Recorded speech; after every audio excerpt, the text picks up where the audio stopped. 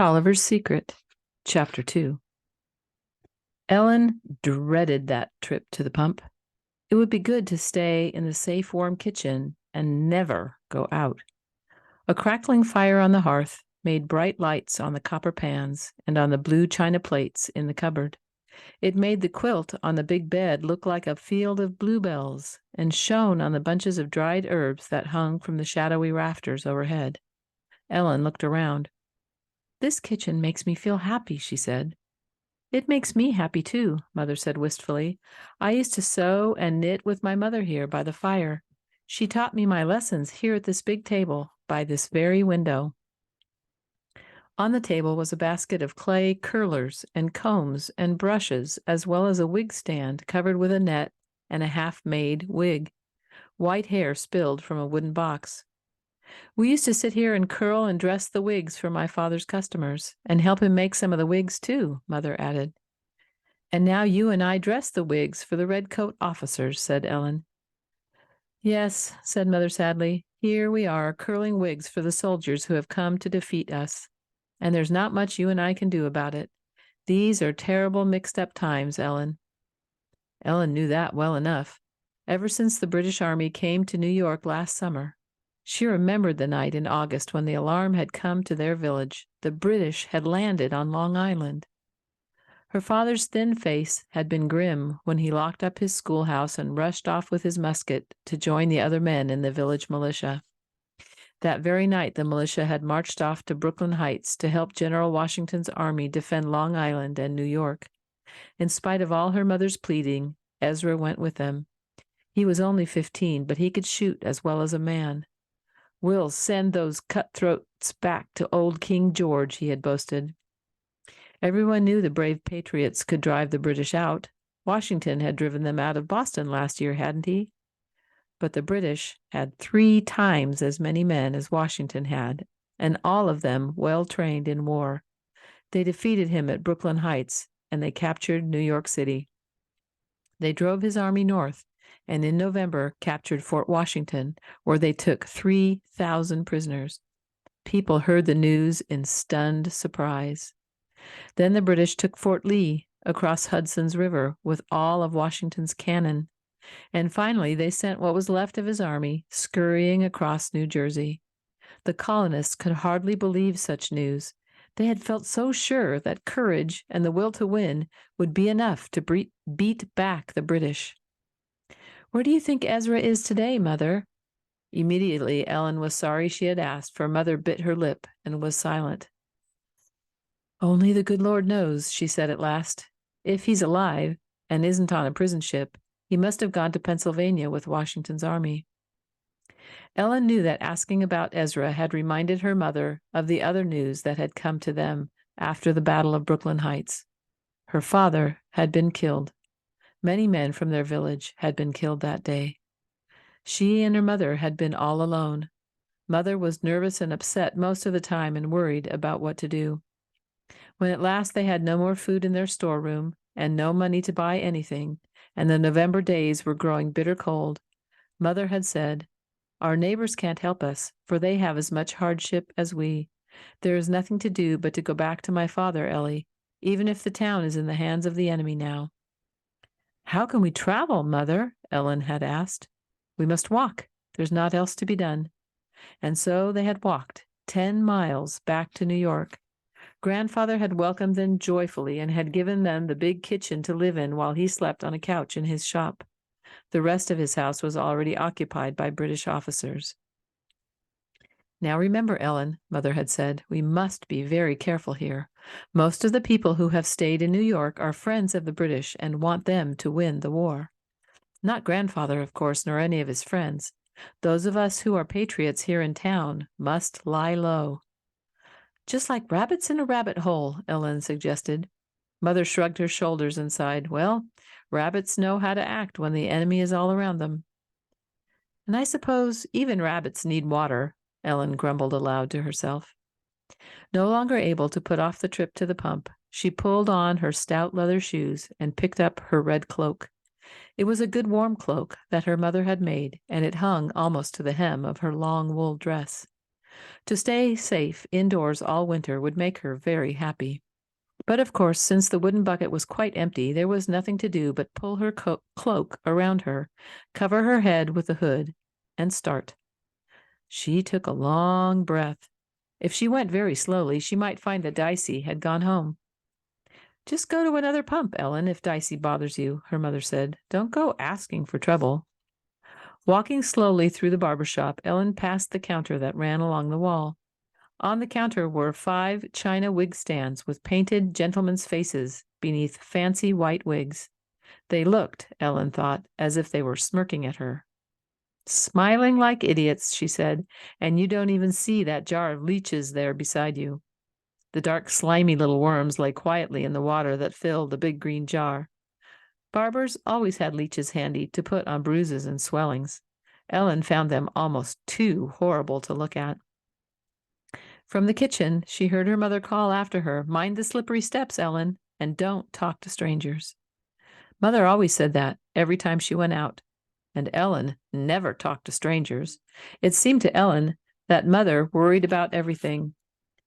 With great care, Ellen crept down the icy steps of the barber shop and went out into the street. The air smelled of winter, snow and sweet wood smoke mixed together. It was only half light in the early morning, but already the apprentices were sweeping the steps of the shops and brushing the snow from the signs overhead. As nimbly as she could, she dodged out of the way of carts and wagons that rumbled along slowly while their horses slipped and slid on the icy cobblestones. It seemed to her that every man with a wheelbarrow barked at her to get out of his way, and every workman with a load on his shoulders seemed to give her a shove. People were cross on a nipping cold morning. When she walked with grandfather on Sunday afternoons, things were different, for he was friends with almost everyone in the neighborhood. Even when they walked down to the Battery or out Bowery Lane to the country, he always stopped to chat with friends. "Jump aside," shouted 3 girls as they sloshed along with full water buckets. Ellen hopped out of their way, just in time to get hit by a snowball. Across the street, the Brinkerhoff boys were knocking icicles down from the roof with snowballs. They hurled several at her, but she pretended not to notice. She had not even reached the corner when a tall, thin man with a tallow-spattered apron shouted at her roughly. "Look sharp now, girl," he roared as he pulled her against the wall, knocking her bucket from her hand and spilling his own baskets of candles. Down the busy street dashed 3 officers on big black horses. Without a glance to either side, they rode as if they owned the whole world. "Drat those redcoats," muttered the candlemaker. "The lordly way they push us around." He knelt down to gather up his candles. "Did I hurt you, girl?" "No, sir," said Ellen politely. She began to help him pick up his candles. The more she delayed, the more chance there was that Dicey might have gone home by the time she reached the pump. The neighborhood pump was only 2 blocks away, although it seemed like a mile to Ellen.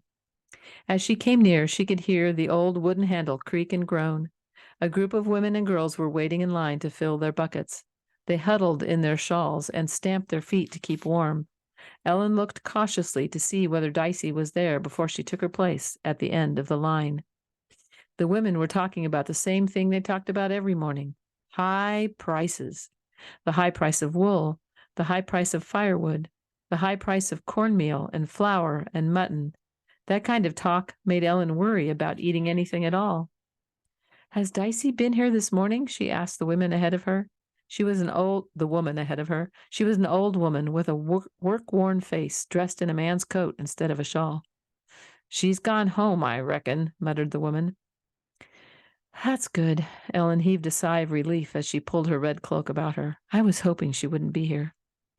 "What a mean one she is," said the woman. "She seems to get pleasure out of pestering them that's smaller."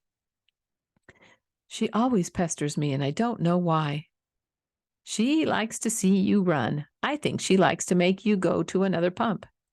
"But I never bother her at all. Why would she want me to go to another pump?"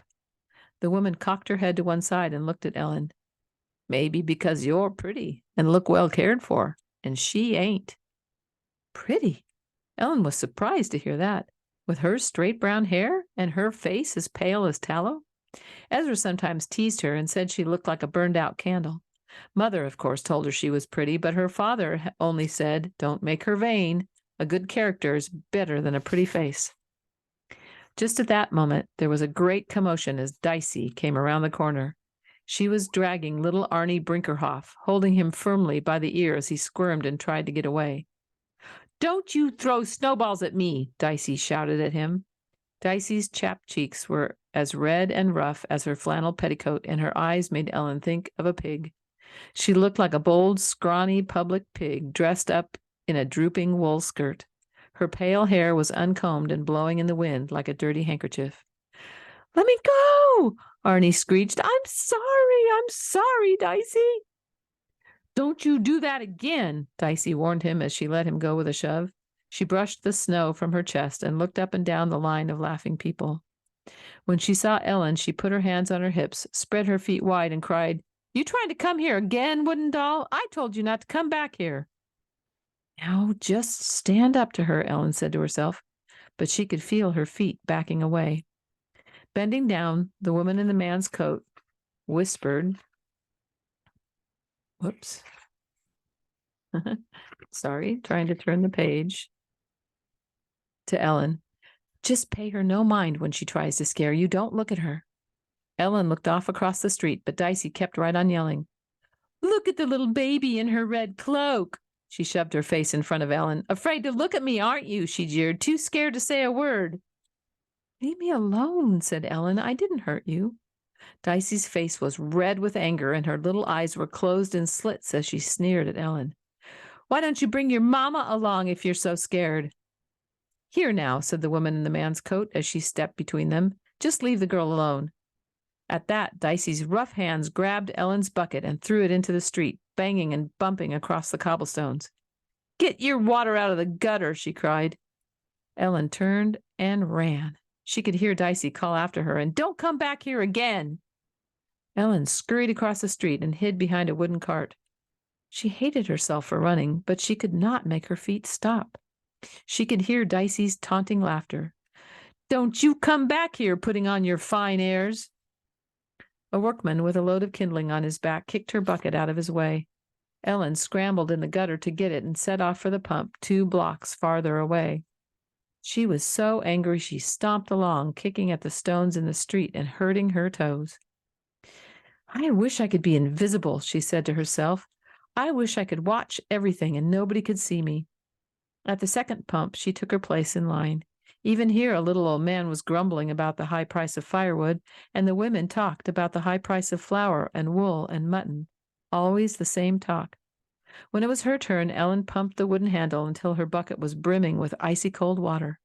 It was heavy, but she knew that if she carried home a half bucket, she would only have to come back and run the risk of meeting Dicey again.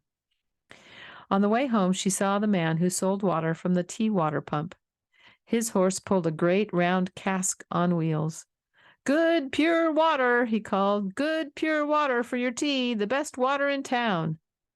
Ellen knew it was the best water in town, but it came from a well that was too far away for them to carry buckets home. Grandfather said he used to buy the man's water, but now he thought it was good for Ellen to go out.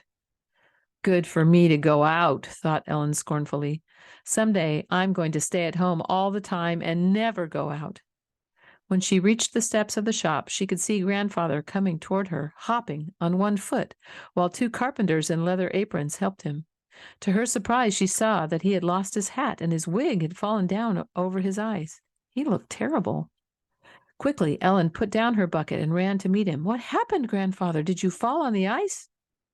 Grandfather looked angry and very worried, too. I fell on the ice," he groaned. "If it hadn't been for my wig and my hat, I would have knocked myself senseless." One of the carpenters tried to comfort him. "Don't concern yourself, Mr. Van Horn. We'll make you a crutch."